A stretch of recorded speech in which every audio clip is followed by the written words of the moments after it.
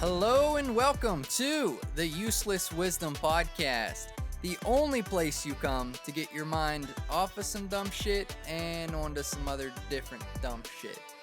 My name is Brian Shrout and I am your host. I got a 5.5 score on MasterDebater.com, and I am joined once again by my co-host, not host, co-host, Jamie, who only has a 2.3 on MasterDebater.com.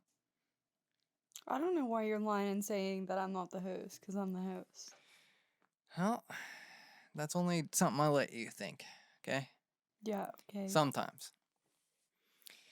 Now, since the presidential debate was the other day, like yesterday, It was last night. last night, let's get your thoughts, Jamie. I feel like people don't know what you were just telling me before we started here, so why don't you go ahead on that? It was just sad. That's what it was. Yeah, what was sad? The entire debate. Oh, obviously the entire debate was bad, but the entire time Trump was, I don't want to say the entire time, but a good portion of the time Trump was bashing on Biden for his sons. And everything else, but he was, saying shit about his sons, and his sons are currently not alive. And he was saying stuff about his son that was discharged from the military being a loser and coke addict and all of that. And Biden just took it during the debate and was like, listen, I'm proud of my sons. I love my children and all of that stuff. He's a good dad. But then after the debate, he tweeted a picture of him and the son that was discharged from the military. And the caption was, my son is not a loser. And it made me so sad for him. Like, that's fucking ridiculous that he just, calls out this guy's, dead sons instead of debating, and then also him, more or less confirming that he was a white supremacist. This isn't normally a politics podcast, but we did end up watching the debate yesterday, and one thing that I just couldn't get past was you see all of this stuff about Biden not being able to form sentences and, him going senile, but he seemed pretty with it. And I don't know if that's just because, he couldn't forget where he was at because Trump kept reminding him that he was there getting berated for his sons. Oh my god, no, it was first of all the things that the Trump supporters say about Biden not being able to form coherent sentences and all of that is just all shit, cuz he has a speech impediment thing where he stutters occasionally. But Trump has done the same thing and they refuse to point that out too. Yeah. It's They're all paraganda. What is it called? propaganda. Propaganda. Yeah, propaganda. There was a couple times where Biden had some zingers back at him. Shut up, man. He's like, Mr. President, can you please calm down and let Biden speak? And then he's like, nah, he doesn't know how to do that. We forgive him. We forgive him. No, right after Biden said he doesn't know how to do that, Trump just went, "You'd be surprised." Yeah, there were some good talking points that they had. Well, actually, I've never watched a presidential debate. Sorry, I've never watched a presidential debate, and that was the first one that I've watched. I really hope that they're not all like that because you were sitting there laughing the whole time. Like, it was funny. It was definitely entertainment, like The Bachelor. No one thinks that those people are actually going to get married, right? They just watch it for the entertainment value. I guess, but the presidential debate and The Bachelor are very different things. Well, obviously, but that's why I said I hope that they're not all like that, because that was just like the bad. questions that were getting asked were not getting answered, but I feel like Biden had a very good. He knew that was going to happen. I'm almost positive that he knew that's how the debate was going to go. So he had ready where he would drop everything, drop the question that was being answered, forget about what the debater guy The is saying. moderator. The moderator guy is saying, forget what Trump is saying.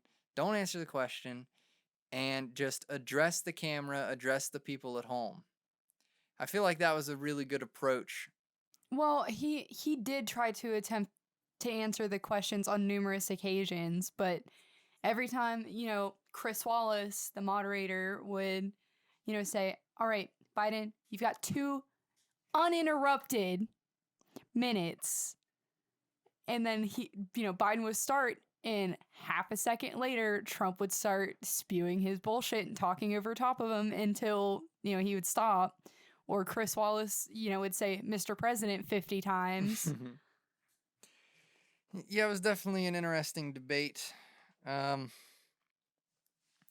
wonder if, like, statistically, there are more Trump supporters or less Trump supporters after that debate. Because I feel like there would be more just because of how he was acting. And well, it's not even just.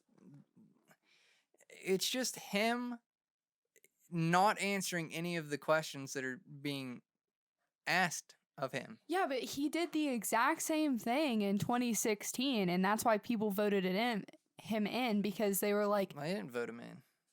The Electoral College voted him in. I'm saying that's why a lot of them supported him, and they continue to support him because they were like, oh, he's really assertive and he's on top of everything, and that's what we need for this country, and all of that. But you see, people are starting to see through the bullshit that he was spewing last election.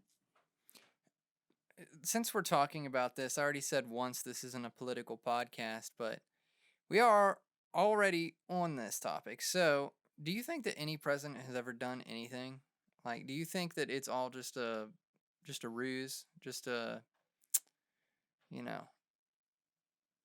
I don't even. You know how England has a queen, Yes. and the only thing that she has is the only thing that she can do is. Brian, you realize that England doesn't have a democracy, Yeah. so they're not on the same level. It's 2 separate things, and all of the power over there is in Parliament, not with the Queen.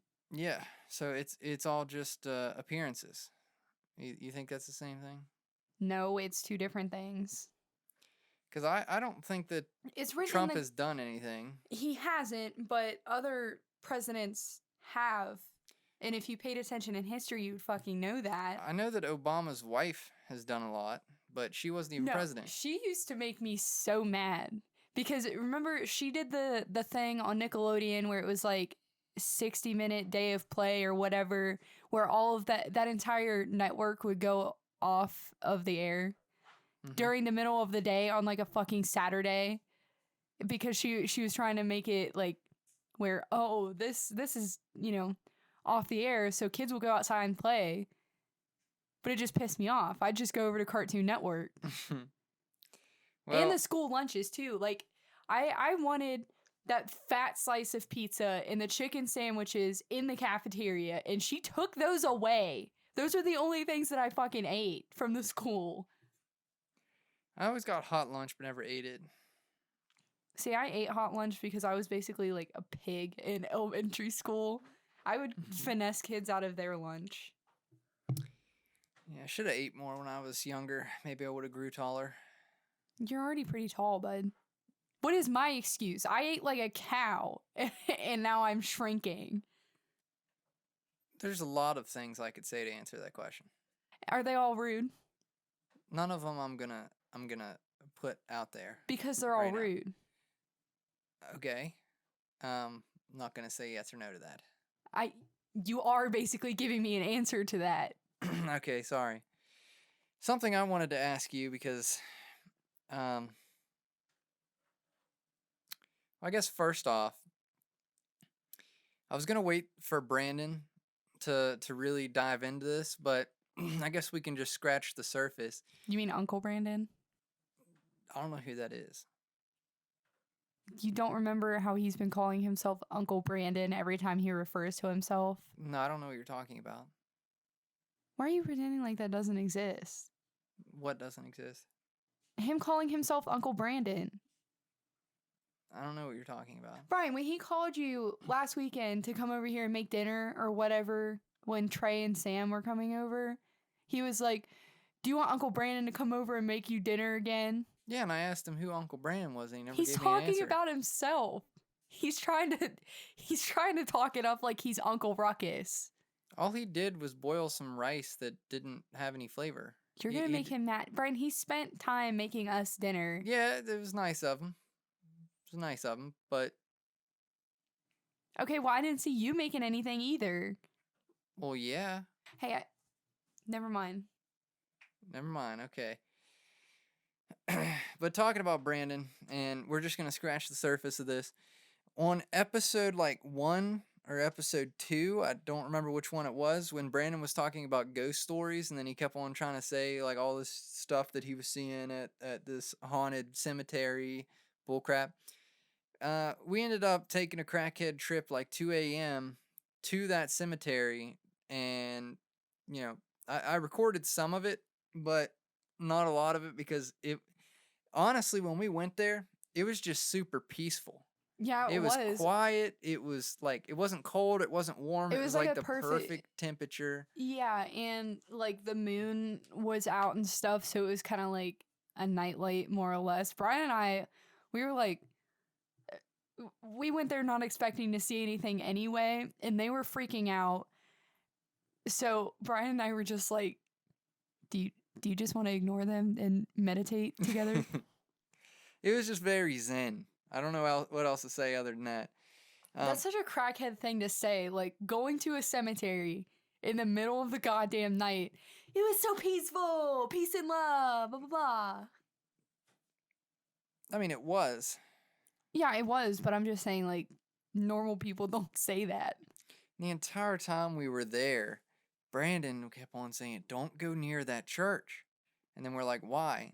He says, I can't tell you right now. Just wait till we get home and I'll tell you. It's and then we got home and he refused to even acknowledge it. So I wanted to sue him for fucking false advertising or something. He told us. I don't remember him saying anything.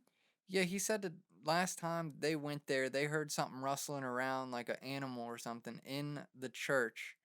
And he thinks it's some kind of demonic evil spirit haunted the church, slamming shit around in the church. Are you sure it just wasn't a pastor throwing his little boy slave around? I don't think it was a Catholic church.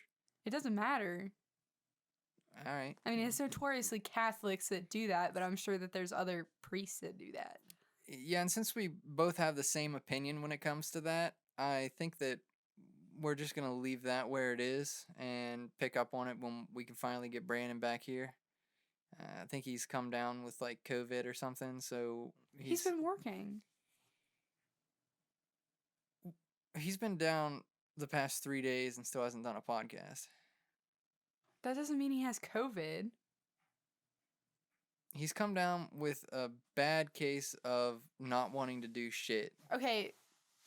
Yeah. Except for get his ass beat at Smash for some reason. Yeah, it's because he tries to fucking challenge us when he knows that we used to stay up literally all night and play just for fun.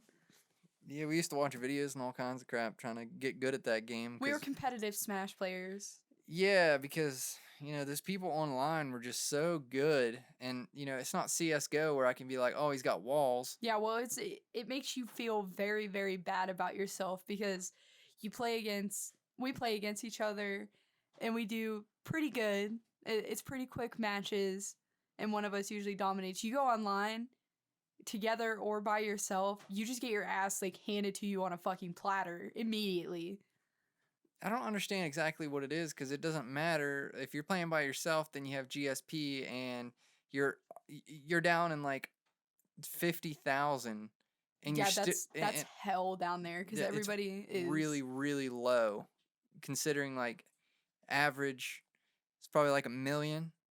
So even the people all the way down there, you would think, oh, they're just starting out or whatever, and Well, they're we not have doing that very good. But we have that theory that the higher up players who've gotten into Elite Smash are just like throwing games to get down there and troll. that's the only thing that you could think of. But it's like every single match. There's very few matches where you play and you're like, okay, this player is actually at this level.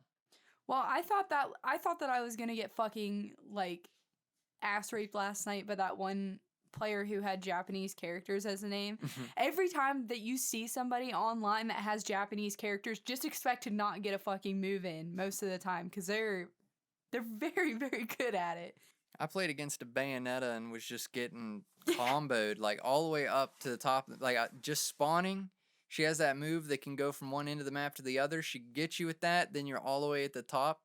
Within a couple seconds, you're all the way at the top of the map, getting hit off the map by her insane combo move that you can't dodge out of, you can't, counter out of, you can't do anything out of. You can't even tech it. But anyway, I wanted to ask you, is it easier to go through life never taking anything serious, since technically you can't say something wrong since it's in a joking sense? Are you trying to justify how you... Do you need me to further explain that, or do you understand?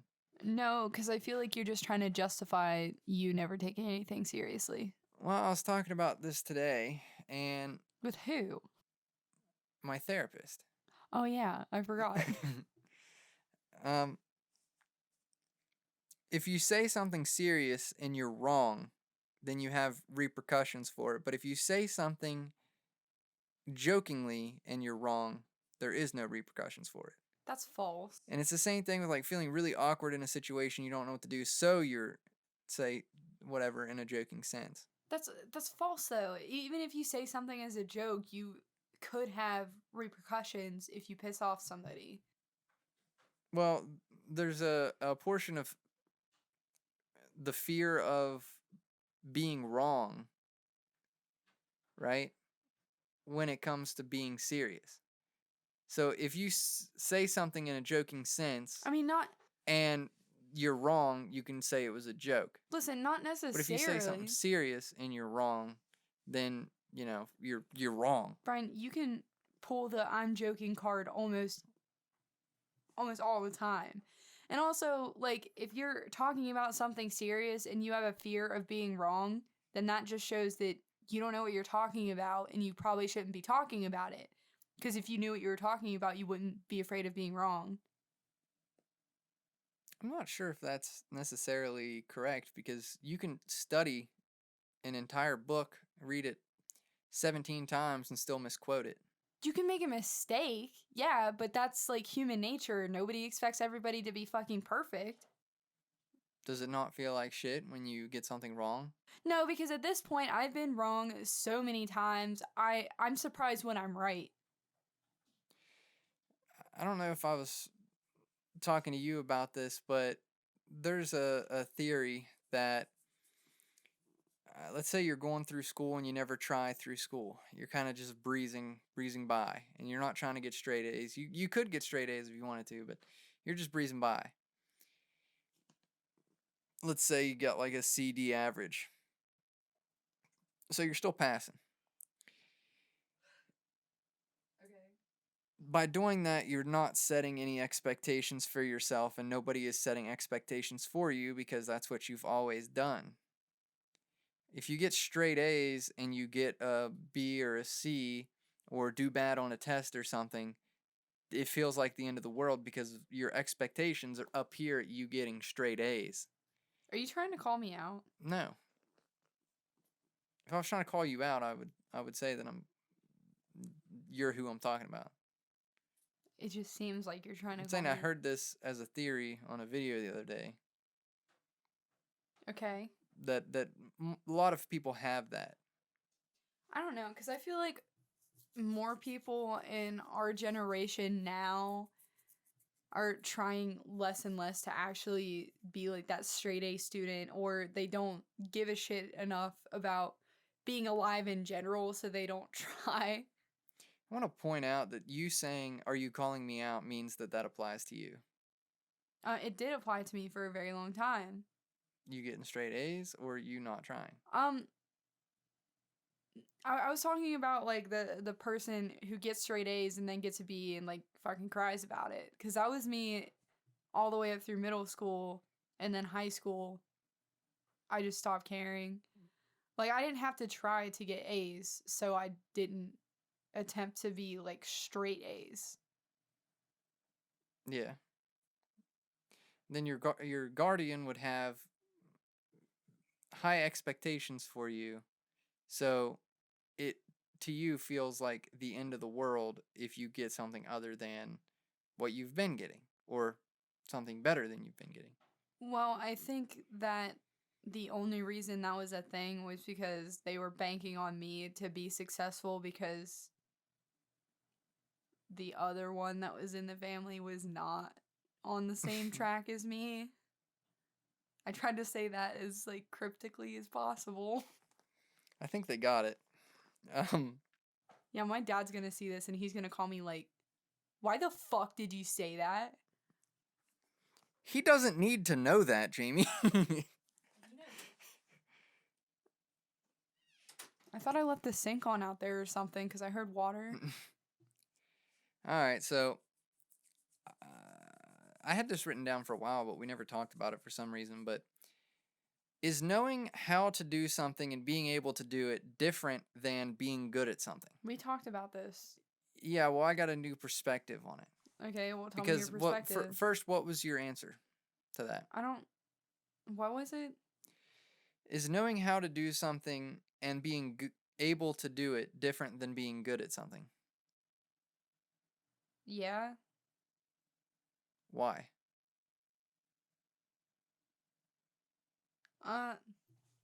Knowing how to do something and being able to do it, and then versus just being like naturally good at something. No.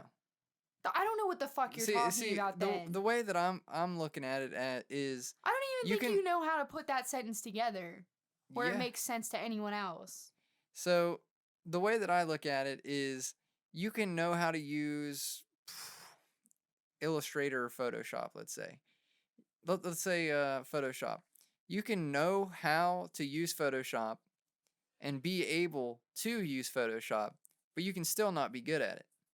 You can you know how to use every aspect of the program, but your creative design principles or sense is not adequate enough to be able to pull off nice looking pieces. Okay. I don't think that you knowing how to do something correlates into you being good at it. Well, put it in a different sense. What do you mean? Put it in a different sense. Like, I used Photoshop, which I guess you could also correlate to drawing. Okay, well, just because you know how to play basketball doesn't mean that you can play basketball good. And that's probably why there's coaches. Yeah, but even if you're fucking coached your entire life, it doesn't mean that you're good at it. I mean, I know from fucking experience. You know, I played all the way up through my freshman year, and I went to Nate Smith, like the basketball camp or whatever. And then my freshman year, they told me that I was ass and I didn't deserve to be on the team, so then I quit. So, well, that situation in particular, you just took it as like, oh, I'm actually shit, I should quit. You didn't take it as like motivation to like get better. You're already on the team. They literally told, okay, well, I finished the season out, but I didn't try out again after that. Well, you made the team for a reason. I think it's because they just needed a fucking player. They weren't going to play me anyway because I was short. But that's what I'm saying. Like, I knew the ins and outs of basketball. I've played, I've done it, like, experienced everything. But then I wasn't fucking good at it. Where does that come from? Like, you know how to do something and you're able to do it. Because but then you're knowing still how not good at it. because knowing how to do it up here in your head is different from executing it. Because like you've had the situations where like you know how to do the thing, but when you right before you start to do it, your brain tells you like, well, you don't know if you can actually do this, and then you fuck up, and then you continue to fuck up. The only thing that I can think of right off the top of my head is painting. I watched videos on how to paint before we painted, and I still couldn't paint. Yeah, like you follow along on a Bob Ross painting, and at the end, he's got this wonderful work of art, and yours just looks like you shit on the fucking canvas. Yeah. No, but also like music. So I know how to play, my saxophone or whatever. You sit a piece of music down in front of me, I can read it, but I can't always play it because there's like a block there. Because there's a lot of factors that go into it. Like, I know how to play the instrument and I know what those notes are, but it doesn't mean like what I'm about to play is correct. Like, what's actually there. I feel like in that sense, it would be like you know how to play the instrument. You're able to play the instrument, but could you write music? No. Because I'm not creative enough to come up with an original piece. Like, I'm just more or less the mouthpiece for the writer, the composer. So is that IQ? Is that IQ that you would need to have a better creative sense to be able to write the music? I don't think so, because I see, numerous SoundCloud rappers out here who think that they're fucking, like, God's gift to... Well, there's a reason that they're SoundCloud rappers and not... and I've always wanted, like, a long time. I have found people on SoundCloud that I just dig their music. And I can only find their music on SoundCloud. Right? Their music is extremely good. Why have they not popped off? Because not everybody likes the same genre or, like, music that you do. Well, I think nowadays it comes down to you don't get exposure with whatever you do. If you start up a podcast and you're getting freaking Jack Black, Andrew Centeno or whatever his name is, Charlie Sheen, like big names on your podcast, that doesn't, and it's a great podcast, that doesn't mean that you're going to get listeners. Because you're not going to get the exposure because it's so saturated. You know what I mean? Like if there was only 2 podcasts and podcasts were as big as they are right now, both of those podcasts would be just as big as each other. But then when you start adding more and more and more and more and more and more, you got 50 podcasts. Well, I don't like these 30. I haven't even listened to these 30 and I don't care to listen to these 30. I'm going to listen to these 20 over here. I think it has to do with saturation. It doesn't matter how good you are at something. It's about saturation and exposure. Okay. You don't vibe with that? Why would I add anything to that? I don't know. Dude, can you not? I don't think saturation has anything to do with it. It's whether or not, you're fucking shit. Okay, but in that sense, you should just be able to take somebody that's already big and just repost their songs on SoundCloud and they should blow up. They won't. You sure about that? Yeah. Okay, well, what about Delusional Thomas? That was, like, posted on the Larry Fisherman account for Mac Miller, obviously. Okay, but you know that it's Mac Miller. Everybody does know it's Mac Miller because it was Larry Fisherman. That was his SoundCloud name, and that's where it was posted. Yeah.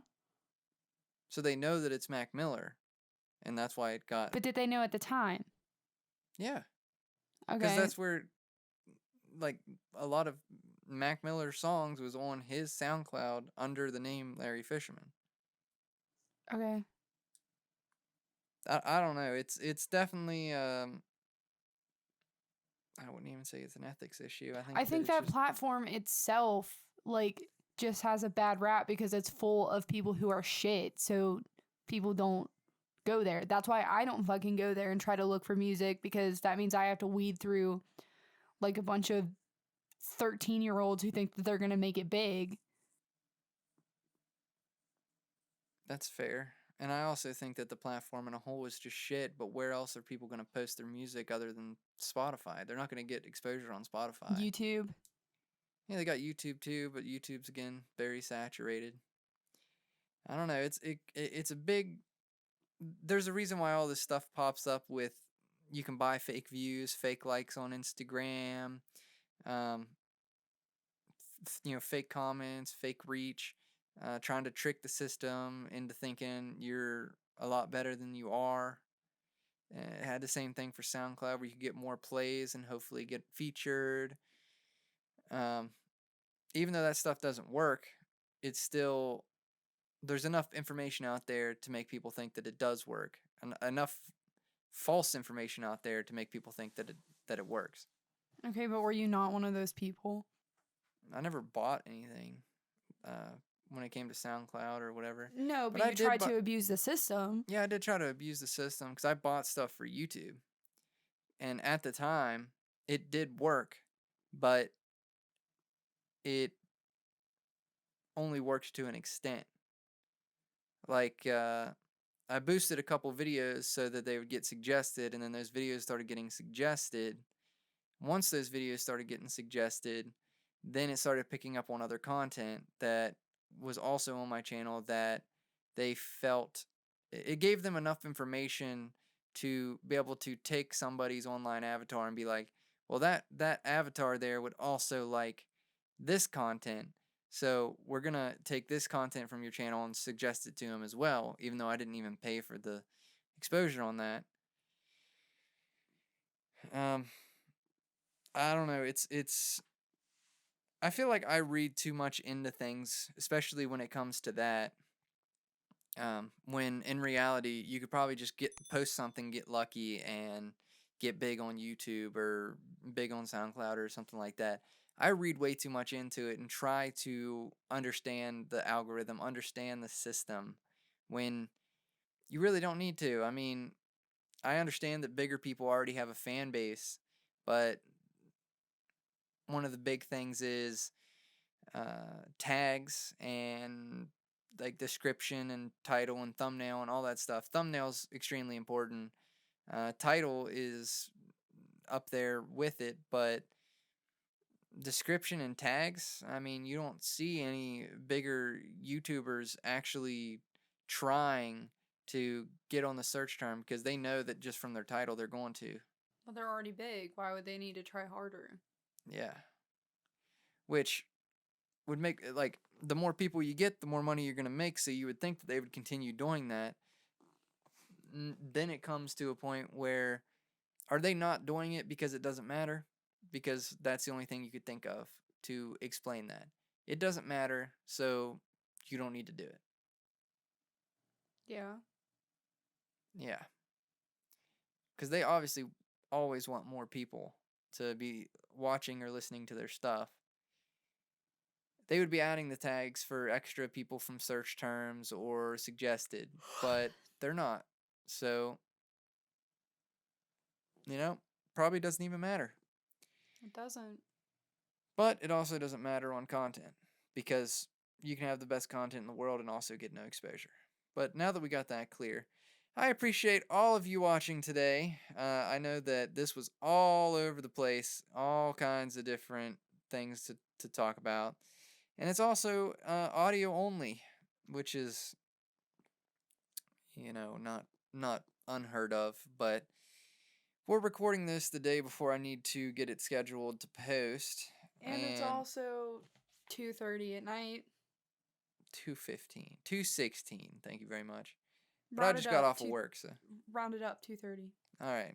I just got off of work, so at least we released something, right? I feel like it was still a good episode. So thanks, guys, for watching, and we will see you in the next one. Peace.